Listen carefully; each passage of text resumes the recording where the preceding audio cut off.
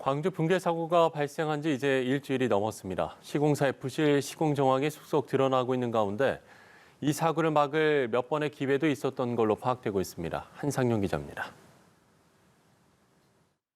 지난해 7월 9일 광주 서구의회에서 화정 아이파크 공사 현장의 위험성을 경고하는 목소리가 나왔습니다.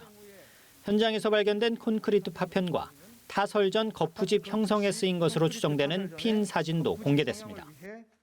20층 높이에서 떨어진 낙하물로 인해 주민들이 다치거나 그 정도 높이에서 이런 돌덩이나 핀에 맞게 된다면 부상 이상의 심각한 상황도 충분히 일어날 수 있습니다.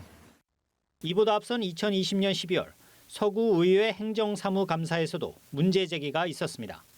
하지만 이런 경우에도 공사는 계속됐고 결국 지난 11일 붕괴 참사가 발생했습니다. 현장의 문제점을 지적할 기회는 또 있었습니다.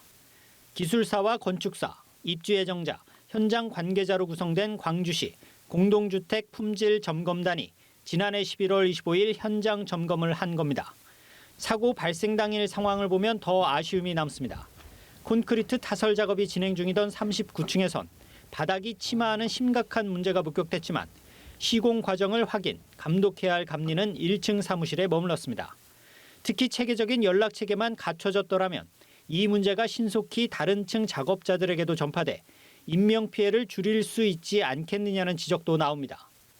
더군다나 공사 현장은 지난 2년 6개월간 13건의 행정처분과 14건의 과태료 처분을 받았습니다.